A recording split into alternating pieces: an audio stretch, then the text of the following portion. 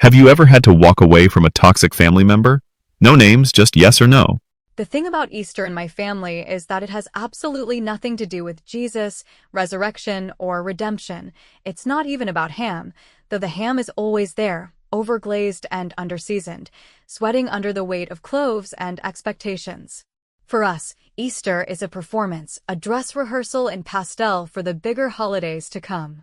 It's where the good children bring the right kind of wine, the wrong ones show up late, and everything you've ever done wrong becomes a whispered side dish passed along with the scalloped potatoes. And this year, like every year, I came back knowing exactly what I'd be served.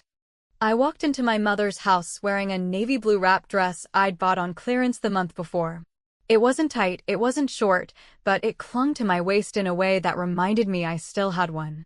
My heels clicked across the tile floor like a countdown. I greeted my mother with a quick hug. She smelled like fabric softener and nervous energy, and braced myself for the sharp, invisible slap of comparison that always followed within the first 15 minutes of arrival. My sister Emily was already there, of course, standing next to the sink in her linen dress like a catalog wife, arranging the deviled eggs into a spiral that probably meant something deep to her but just looked exhausting to me. We locked eyes, exchanged the kind of smile that could only exist between siblings who have learned to survive each other, and I busied myself with setting the table. That's always been my job, not because I love it, but because no one else wants to handle the spacing between forks and judgment. The room was already hot with the smell of sugar and smugness, and Aunt Linda hadn't even arrived yet. She came 20 minutes late, as always, wearing one of those blouses that tries too hard to look effortless, and kissed my mother on both cheeks like she was European instead of just condescending. When she saw me, her eyes did that thing where they moved slowly from my hair to my chest, paused just long enough to register disappointment, and then rose to meet my face with a smile that was far too thin to mean anything but trouble. "Rachel," she said, drawing out the name like it needed editing. "You look comfortable." There it was. Strike one. I nodded and moved past her, pretending not to hear the subtext laced under every syllable. I'd survived worse. Lunch went about how you'd expect. My mom asked Emily how the boys were doing in school, and Emily launched into a monologue about standardized testing like she'd invented the concept. I chewed my green beans and nodded at the appropriate intervals, letting the waves of polite interest crash over me without taking any of it in. Uncle Jim made a weak joke about politics and then immediately apologized to the room, as if stating an opinion would fracture the fine china. And Linda, of course, waited, she always waits, for the right moment, the silence between subjects, the conversational pothole where she could drop something sharp and smiling. And then it came. We were halfway through dessert, carrot cake, my least favorite, when she set her fork down with a little sigh and said, to no one in particular, but with her eyes fixed directly on me, "You know, Rachel, I just think maybe you'd be taken more seriously if you dressed a little more modestly. You're not your sister." There it was. The comment. Polished, rehearsed, designed to stick like gum on the bottom of my pride. The room froze, but in that artificial way where everyone keeps chewing and pretending they didn't hear anything awkward. My mother didn't look at me. Emily did, but it was that sideways glance that meant don't respond, don't ruin dessert, don't make it worse. Uncle Jim coughed into his napkin. And I smiled. That's it. No retort, no gasping defense. I got up from the table, picked up the dessert plates, and asked who wanted coffee like I was the help, like this was some sort of casual dinner in a suburban sitcom where women just swallow everything with a smile and a drip of decaf. Aunt Linda said yes to the coffee, 2 sugars and a splash of cream. I nodded, turned to the kitchen, and made sure to serve her cup last, steaming hot, just the way she likes it. I didn't say a word. But something changed in me in that moment, not rage, not humiliation. Something colder. I realized I was done trying to win the game they designed, the one with invisible rules and shifting goalposts, where Emily always got gold stars for being obedient, and I got detentions for being visible. Linda's words weren't new. They were the final pebble that finally tipped the scale I'd been holding steady for years. After coffee was served, and the room fell back into its comfortable cycle of silence and small talk, I took my seat again and watched her sip. She smiled at me. I smiled back. Because what she didn't know, what none of them knew, was that she had just given me permission. And once someone gives you permission to stop pretending, the rest is easy. I spent the rest of that afternoon listening. Not talking. Just taking in everything. How my mother's voice tensed up whenever someone mentioned Emily's husband's promotion. How Jake barely spoke more than 3 words, but watched the room like it was a crime scene. How Aunt Linda's phone buzzed once, twice, and she ignored it with a frown that didn't fit her usual mask. These were the moments I would use later, the tiny fractures already forming in their perfect little world. But for now, I was still the good daughter who didn't argue at the table. I was still the one who served dessert, cleared the dishes, and poured the coffee. Except this time, I wasn't playing along, I was laying the groundwork. Because the truth is, I didn't need to yell or make a scene. That's not how you make people like Linda panic. You don't shout. You let them think they've won. You let them sip their coffee, thinking they've humbled you. And then, 2 days later, you answer the phone when they call you in a whisper and say, "Your mom won't stop crying. What did you do?" And when that moment comes, and believe me, it will come, you just smile and say, "I served dessert." There's this family photo sitting on my mother's bookshelf, one of those staged, professionally lit, early 90s portraits taken at a mall where the background is a fake meadow and everyone's hair is shellacked with aqua net and denial, and in it, my sister Emily is wearing this pale pink lace dress with puffed sleeves and a satin bow tied perfectly in the back, while I, standing half a step to the left and already looking like I wanted to escape, am wearing a wrinkled, hand-me-down denim jumper over a turtleneck I hated so much I once tried to flush it down the toilet. People used to look at that photo and say things like, "Oh, Rachel, you were such a little tomboy," but what they never said out loud, though I could hear it in their throats, was, "Why couldn't you have just been more like Emily?" And honestly, that's the question that's haunted every family holiday, every birthday dinner, every casual phone call since I was old enough to realize I wasn't the daughter my mother ordered. From the catalog. Emily was the mold. She fit into expectations like a mannequin, smiling, silent, always dressed in what they called tasteful, which really just meant modest and forgettable. She followed rules like they were gospel, said thank you with sincerity, never chewed gum in public, and knew how to hold a teacup without making a sound. She was soft-spoken, church-going, and absolutely uninterested in rebellion, while I spent my teenage years cutting holes in tights and sneaking eyeliner into my Catholic school bathroom like it was contraband. I was the kind of girl teachers referred to as spirited before giving me detention, and Emily was the one they asked to hand out worksheets when they had to step into the hallway and cry. Even now, decades later, nothing's really changed. Emily bakes cupcakes for her son's school fundraiser. I forget to water my plants. She has a rewards card for a Christian bookstore. I once dated a guy who had a tattoo of a middle finger on his neck. I know what they say about me when I leave the room, or worse, when I walk in. They say I'm independent like it's a disease, or worse, a choice I made just to spite the rest of them. They say I live alone, not because I enjoy my own space, but because I couldn't hold on to anyone decent. They call me outspoken when I share an opinion and selfish when I don't. My mother once said, during a Labor Day barbecue after 2 glasses of sweet wine, that Emily just makes things easier, and I always had to do everything the hard way. That sentence was said with a smile, of course, passed across the table like it was a joke, but the silence that followed was louder than the fireworks we watched later that night. I didn't respond. I just watched the sky and promised myself that one day, I'd give them something real to talk about. What Aunt Linda said at Easter wasn't just a stray insult or a thoughtless remark tossed over cake. It was the latest installment in a long, curated series of verbal barbs that began sometime around 1998 and had only grown sharper with age. Linda never liked me. I knew that before I could spell the word resentment. She didn't like that I talked back. She didn't like that I wore boots in summer. She especially didn't like that I never looked ashamed when I walked into a room. And while she never said it directly, she saw my refusal to apologize for existing as loud, disruptive, and, above all, unfeminine.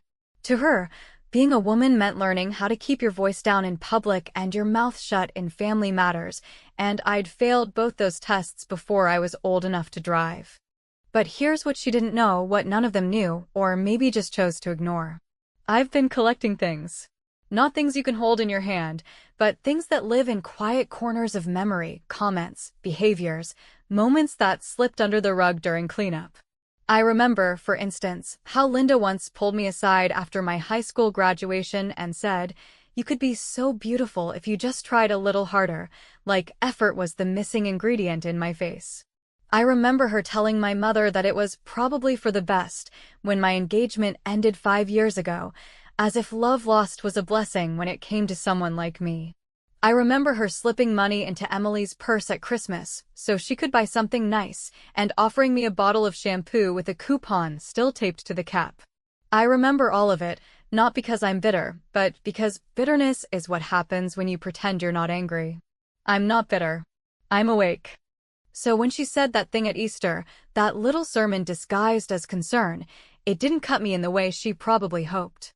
It lit something instead. Something old, something that had been simmering so long it had taken on a flavor of its own. I realized that for all her talk about modesty and propriety, Aunt Linda had her own secrets, real ones. And I wasn't going to dig for them with shovels or accusations. I had a better tool. I had Jake. Jake, my cousin, Linda's only son, has been the family's cautionary tale since he was 17 and got caught smoking behind the Methodist church with a girl who later moved to Florida and married someone with a boat. He's never quite been forgiven for not becoming a pastor or an accountant, which were the only two acceptable careers according to Linda's imaginary Bible. Instead, he went into real estate, grew a beard, and now wears expensive shoes and an expression that says he's permanently 3 seconds away from saying what he actually thinks. We used to be close, before the years and the miles and the unspoken rules separated us. But we still had a connection, something deeper than shared blood, something forged in mutual exile. I texted him that night, after everyone had gone home, and my mother had cried just a little too long over the tablecloth stain she couldn't get out. I said, "You still have dirt on your mom?" He replied 10 minutes later with a single word, "Always." And that was the moment I decided. I wasn't going to confront Aunt Linda with my feelings. I wasn't going to write a Facebook post about body shaming and toxic families. I wasn't even going to cry. I was going to do what I always do, collect. Watch. Wait. And then, when the moment came, I would serve the truth exactly the way she served her judgment, slowly, without apology, and dressed just modestly enough to look innocent. Because the thing they never learned about me, the lesson they all missed while praising Emily for her grace and shaming me for my grit, is that I don't lash out. I plot. I plan. And when I finally move, I make sure it counts. So the question isn't whether I'll do something. It's when. And when I do, no one at that Easter table, not Linda, not Emily, not even my mother, will be able to say they didn't see it coming. They just chose not to look.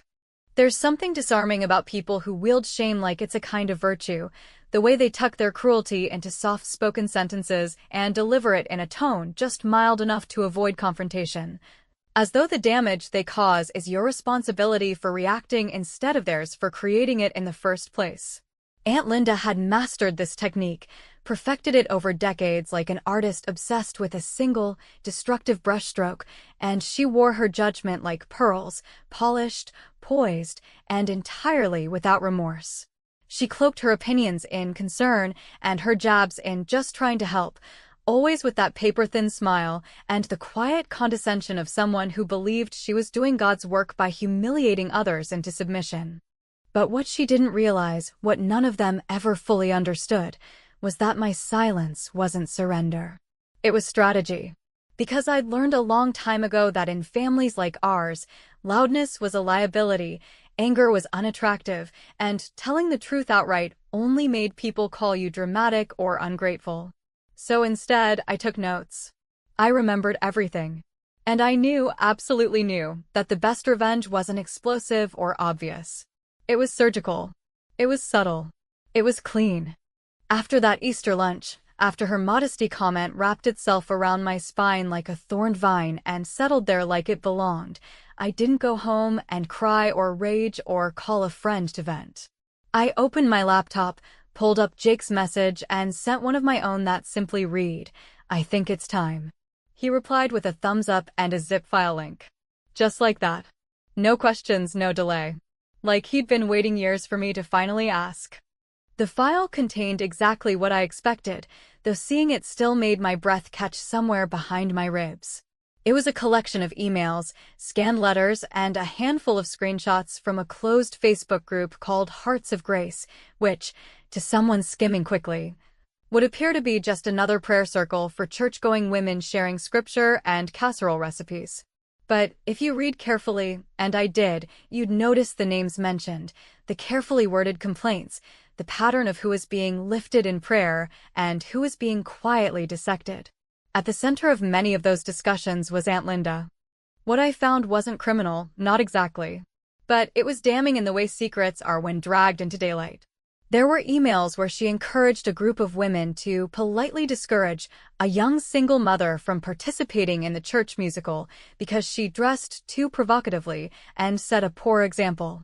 There were messages where she coordinated a campaign to oust the female youth pastor by accusing her falsely, it seems, of inappropriate behavior, all cloaked in the language of morality and protection.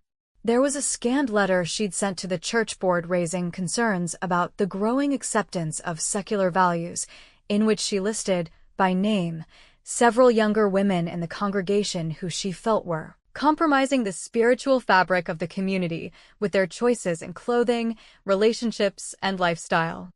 I wasn't shocked. I was satisfied. It confirmed everything I already knew, that Linda didn't care about modesty. She cared about control. She wielded her beliefs like a weapon, not out of faith, but out of fear that someone else might live freely in a way she never could, that someone might find joy in being unapologetically themselves. People like her couldn't stomach that kind of freedom. It looked too much like rebellion. It looked too much like power.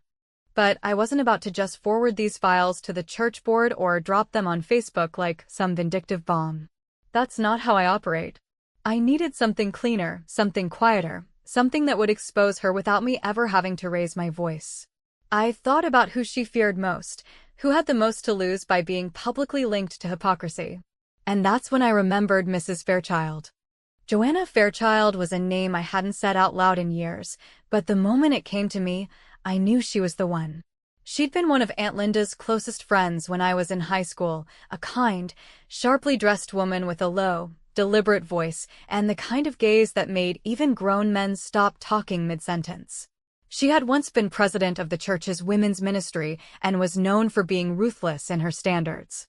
But she and Aunt Linda had a falling out some years ago, something vague involving a disagreement about leadership and fundraising, and while I'd never heard the full story, I remembered my mother whispering that Joanna had told someone that Linda's righteousness was more about optics than integrity.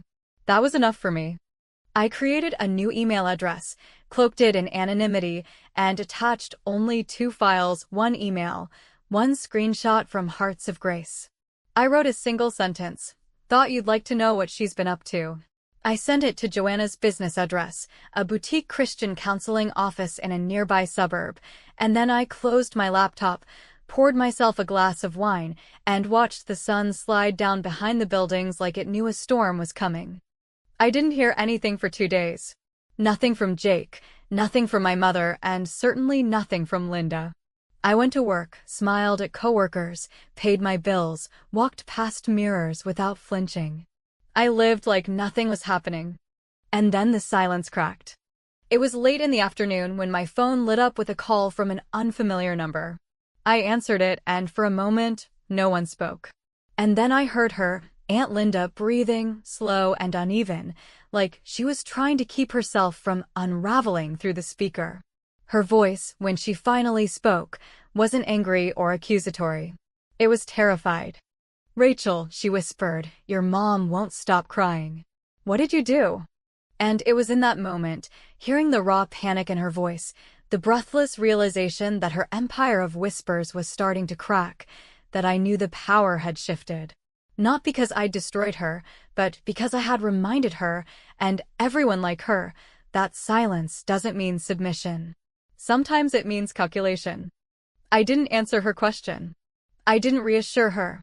I let her sit in that quiet, in that uncomfortable space where control starts to slip through your fingers, and you realize that the people you underestimated the most were the ones you should have feared all along. Because revenge doesn't always come in fire and fury. Sometimes, it comes dressed in a navy blue wrap dress, pouring coffee with a smile.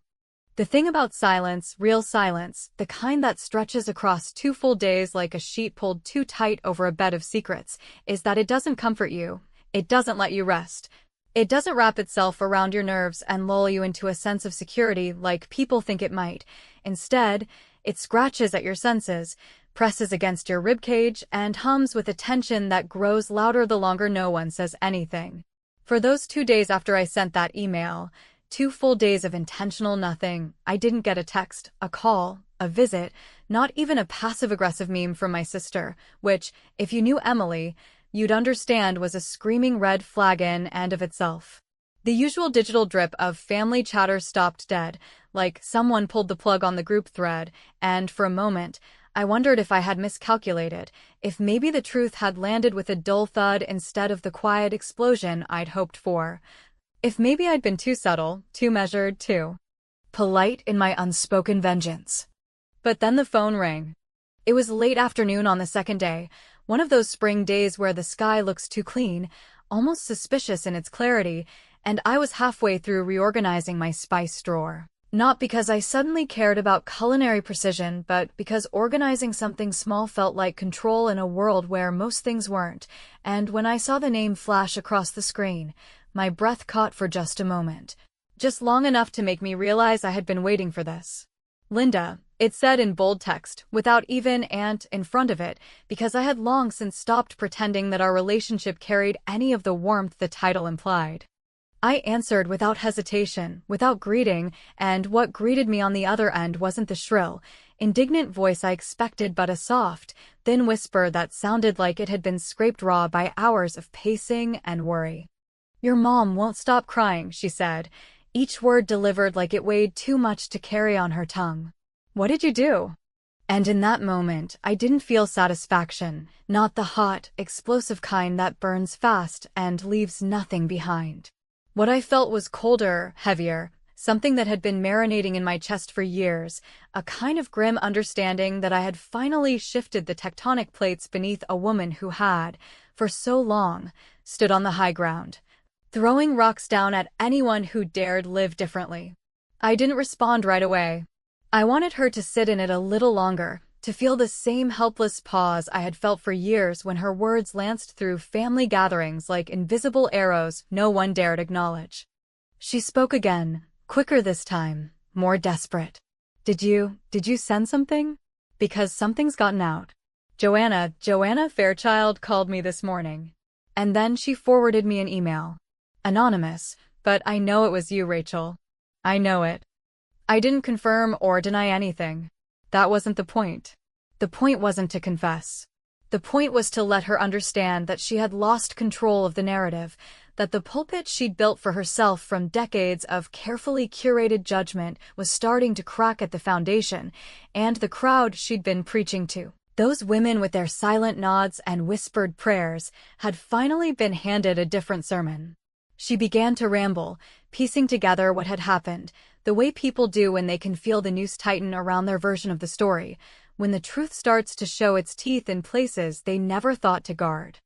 "My prayer group is in chaos," she said, voice shaking now, like she couldn't quite believe her fortress had fallen so quickly. "Some of them are calling for an emergency meeting. Someone said I targeted the youth pastor. I didn't, Rachel, you don't understand. I was protecting the congregation. I never meant." And that's when I laughed, not loudly, not cruelly, but with the kind of tired amusement that bubbles up when someone finally says the thing you've known all along was never true. She hadn't been protecting anyone. She'd been protecting herself, her image, her influence, the little kingdom of piety she'd built brick by brick on the backs of women she'd shamed into silence.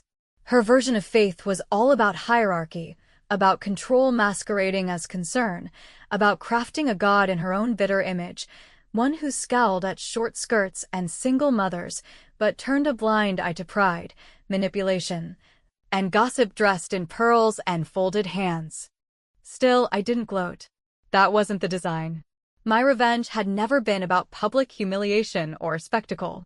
It was about equilibrium.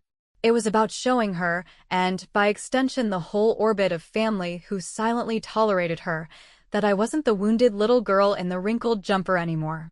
I was grown now, and I knew how to fight in a language she understood, not with raised voices or emotional outbursts, but with facts, receipts, and just enough plausible deniability to make her question how much of her world was built on sand. After a long pause, she said something that caught me by surprise, not because it was unusual, but because of how familiar it felt, how painfully rehearsed. "You know, your mother doesn't need this stress," she said, and in those 8 words, she condensed decades of manipulation into a single, poisonous breath. Because that's always how it went. When someone pushed too far, when the ugly truth threatened to leak through the polished family image, the guilt was handed not to the person who caused the damage, but to the one who refused to pretend it wasn't there. I was the problem, not because I lied, but because I wouldn't keep their lies safe anymore. And now, like always, they wanted to wrap that weight in my mother's tears, use her as both shield and weapon, the one person I'd hesitate for. But I didn't take the bait. Instead, I said, very calmly, maybe if you'd been more worried about her feelings before now, she wouldn't be crying in the first place. She didn't respond to that. I don't think she could. The call ended shortly after, not with a bang, but with a quiet click that echoed louder than anything either of us had said. I sat there for a long time, phone still in my hand, watching the sun slip behind the apartment buildings like it was trying to hide from the consequences of illuminating things better left in shadow. Later that evening, my mother called. Her voice was soft, unsure, not angry but bewildered in a way that twisted something deep in me. She didn't ask if I had done anything. She just said, "Everything's changing, Rachel. What's happening?" And for a moment, I wanted to protect her. I wanted to lie. But I didn't. I simply said, maybe it's time something changed. Because if there's one thing I've learned from women like Aunt Linda, it's that they count on silence to keep their world intact. And the moment you decide to speak, even in whispers, even in emails, they have no idea how to hold it together. There's a moment in every family reckoning, that delicate breath before the truth fully lands, when everything still has the illusion of being salvageable.